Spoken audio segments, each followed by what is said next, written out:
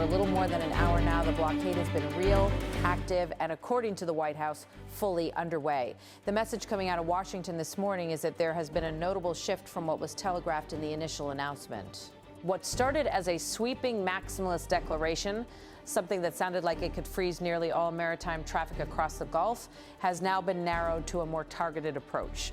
The administration's updated framing is this. The U.S. Navy will stop and search only ships that are headed to Iran or ships that are believed to be moving out from Iranian ports and carrying Iranian-linked cargo. In other words, the stated focus is Iran, not all ships of any nation going anywhere in the Gulf. But even with that narrower target, the practical impact is already wider than the policy. In the region, fear can be as disruptive as force. Diplomatic sources in the Gulf describe a growing paralysis among commercial operators. Even ships that have nothing to do with Iran tankers and freighters moving for Kuwait, the United Arab Emirates, and other Gulf economies are reportedly hesitating. The reason is not just the prospect of being delayed by inspections, it's the wider rumor ecosystem that immediately blooms in a crisis like this. Talk of mines in the water, uncertainty about safe lanes, and a real anxiety that the strait could become a trap.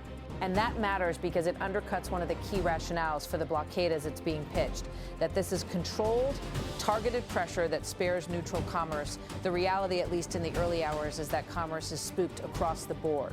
There is also a deeper strategic question. How much leverage does this blockade actually create?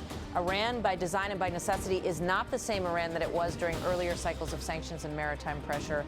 Over the years, it has diversified parts of its economy and hardened its supply Ines. Oil remains central, but it is no longer the only artery. Land routes over borders and through partners have been used to keep trade alive, and Iran's leadership has built political muscle memory for absorbing economic pain. That is why several observers are skeptical that this new maritime squeeze produces quick concessions. One seasoned regional diplomat put it bluntly: the regime is unlikely to back down simply because the U.S. Navy is stopping ships. And looming over all of this is the basic context. Iran has been under intense bombardment for roughly a month. That is the backdrop, an already escalated conflict environment into which the blockade now arrives. Many in the public are also struggling to understand what exactly has changed. There was already heavy disruption in these waters. Shipping volumes were already down. Iranian crude flows were already constrained. So people are asking, wasn't there already a blockade of sorts? Wasn't the administration trying to remove a previous chokehold, and now it's adding another one? In practical terms, yes. There had already been a constrained flow with a relatively small number of vessels moving through per day, many of them tied to Iranian crude. What is different now is the formalization and political branding of it as an American-enforced blockade, an overt act with an overt label. And that label matters. In international law and in military doctrine, a blockade is widely understood as an act of war. That may sound academic, but it has immediate real-world consequences. It narrows diplomatic exits, increases the pressure to respond, and raises the risk of miscalculation.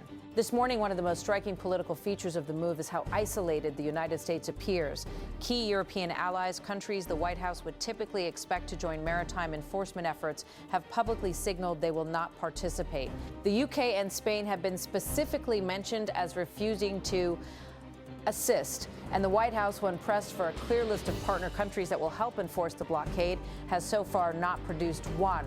The result is a picture of the United States acting largely alone, at least overtly, while hoping regional partners quietly provide access, basing, intelligence, or logistical support.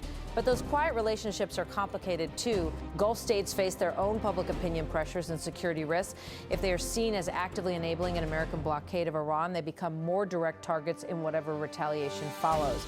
And retaliation is not theoretical, it is a pattern.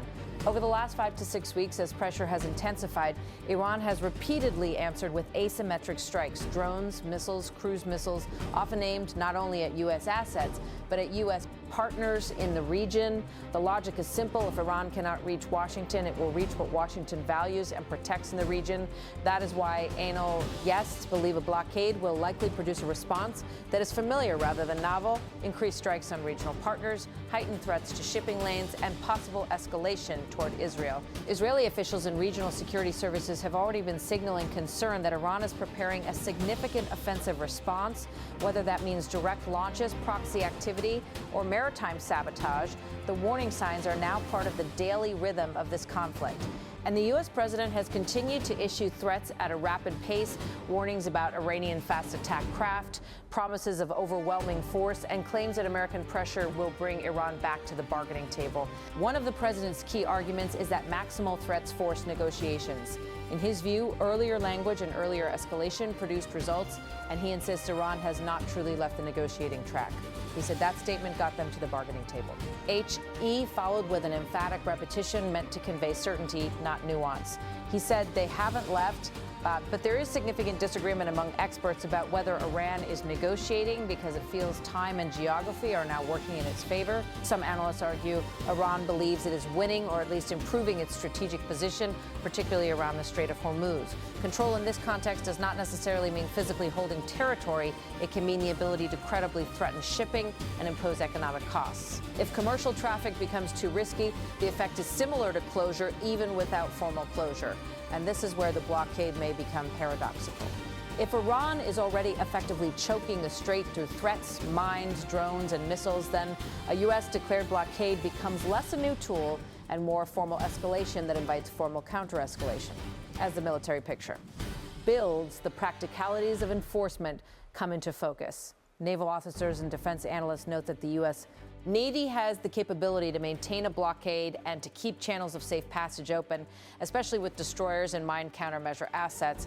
The Navy has already demonstrated its ability to operate in and out of the strait and to establish corridors meant to keep some traffic moving. But capability is not the same as ease.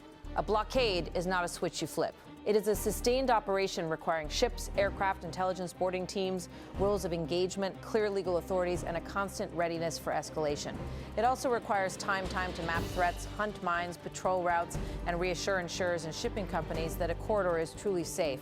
And even if the blockade is operationally effective, experts caution that Iran has spent years studying how to mitigate maritime pressure.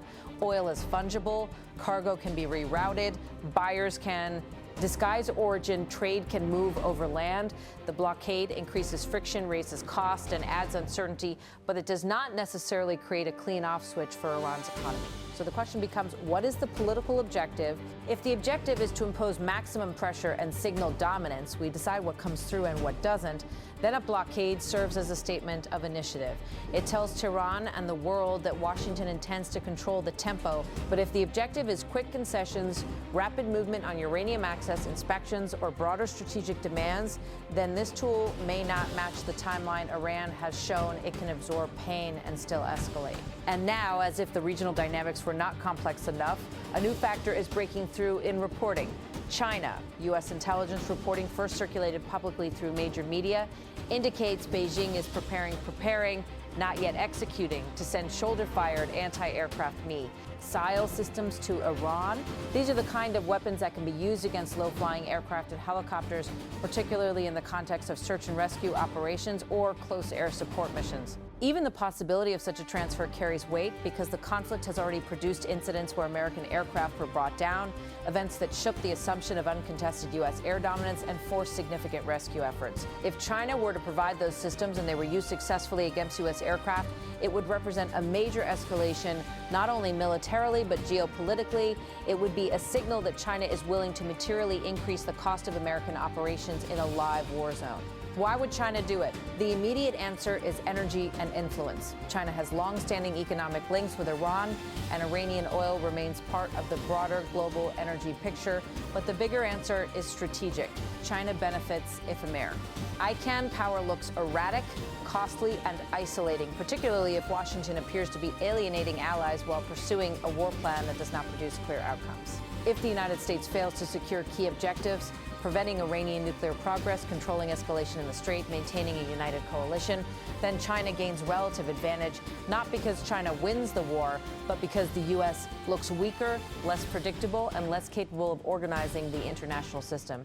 And that is the kind of vacuum great powers look to fill. There is also the Russia question, whether Moscow could increase support to Tehran, directly or indirectly, and whether the conflict could shift from a U.S.-Iran confrontation into something that more closely resembles a multi-power contest. Even before any new arms transfers, officials and analysts point to China's existing support intelligence sharing, cyber capability, and assistance that improves targeting or situation our awareness, from a military standpoint, there is a line between political support and operational support. Intelligence can shorten that distance quickly. This is also why the arrival and positioning of additional U.S. forces matters. Marine units moving into the theater add another layer, not necessarily for a dramatic amphibious assault, but for contingencies. Port security, raids, protection of key sites, or operations aimed at preventing Iran from moving or hiding critical nuclear material. And that nuclear question is never far from the center of the conflict. The security of highly enriched uranium, where it is, who can access it, how it can be safeguarded, remains one of the most sensitive drivers of escalation. Meanwhile, the rhetoric around allied participation remains harsh. The president has voiced frustration with European governments and NATO partners, suggesting their publics do not support the war and that their leaders are not stepping up. The political argument is T. Hat America is acting while others hesitate. But coalition politics is not only about will, it is also about risk. For allies, joining a blockade makes them co-authors of escalation, and if Iran retaliates through missiles, drones, sabotage, or cyber attacks, those allies become legitimate targets in Tehran's narrative and potentially in Tehran's operational plans. This is the balance point the region is now living on: deterrence versus provocation, pressure versus blowback, control versus chaos. The blockade is being sold as a way to tighten the screws on Tehran and to seize the initiative. Yet the first hours already show the complications: fear spreading beyond the targeted ships, commerce slowing beyond the intended scope, and international support looking thin. And above all, the blockade sharpens the underlying cycle that has defined these past weeks: escalation, retaliation, threat, response, repeat. If there is a diplomatic off-ramp, it likely runs through indirect channels already active in the region, communications that can pass messages without forcing leaders into public concessions. There have been indications of contacts involving regional intermediaries, including Pakistan and Saudi Arabia, suggesting efforts, however fragile, to salvage some form of negotiation.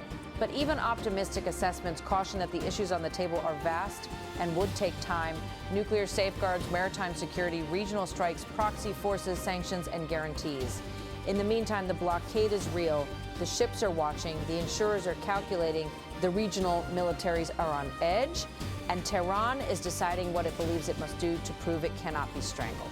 And the White House is pressing ahead, betting that pressure at sea will translate into leverage on land and that Iran will blink before the region burns hotter. For now, the only certainty is momentum. The blockade is no longer hypothetical. It is policy in motion, war logic in moti, on, and a test of Iran's resilience, of America's endurance, and of whether the world's most important energy choke point can remain anything like normal while great powers and regional rivals push it toward the edge.